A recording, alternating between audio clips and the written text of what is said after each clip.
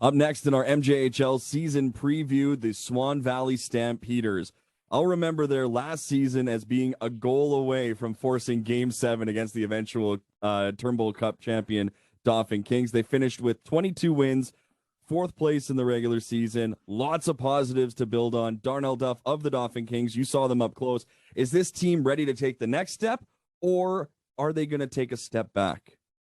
I tell you, I look back at last season, and of course that final against Steinbach, as you know, unbelievable. One for the ages, down to Game 7, a one-goal series that wraps it up. But as you mentioned, the Kings almost were on the brink of elimination if the Stampeders could have found that one goal.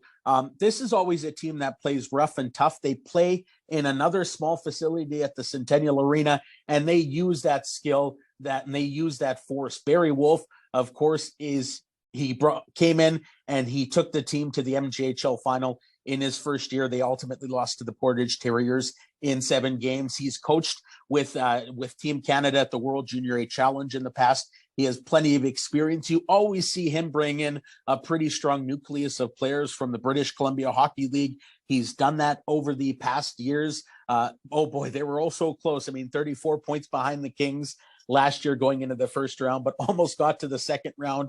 I think this is a Stampeders team with a pretty decent nucleus of players they can bring back, including in net. I thought Dylan Black was really, really strong. He's eligible to return, as is Kobe Grant. So I think this is a Stampeders team that you're going to have to watch out for. They have some pretty good community support. It's a small arena. It can get loud. I expect this to be a pretty strong season from the Stampeders, led by Barry Wolf.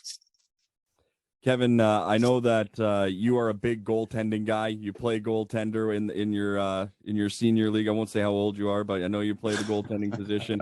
I think Kobe Grant could have got MVP votes last year if he does come back, or if it is in fact Black. I think Swan Valley's season hinges on goaltending. Am I wrong?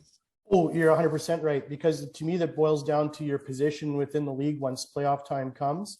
Like, do you win those games? You should. Do you sometimes let one slip away on an off night? And as we talked about with teams previous, it really boils down to being able to win those important games, positioning yourself well. Maybe you might not be on the top, but if you can avoid some of those bottom to top matchups in the first round, then maybe you can steal one, like we were talking with Swan Valley the year previous, and being a one-goal hockey game at certain points, you can find yourself in a better circumstance. So it's setting yourself up for success, and I think goaltending has a huge, huge impact on that. Darnell, to me, Swan is kind of in this weird middle part of the Western Division. It wouldn't surprise me if they made the playoffs. It wouldn't surprise me if they missed the playoffs. Is that an accurate kind of description of where they are to start this season, with obviously lots of runway to change opinions and minds? Yeah, for sure. I mean, that's the thing with this time of the year in junior hockey. There are just so many question marks. You have goaltenders one year who are top of the line. All of a sudden, they have a great year and they want to move elsewhere, whether that be the North American Hockey League or the United States Hockey League, if they're at that level. So there is so many question marks. But if the pieces that are eligible to come back do indeed return, including Kobe Grant, who was marvelous in that first round series against the Kings, I think this is a Stampeders team that get into the postseason with some room, not like last year when they just snuck in 2 points above the Titans.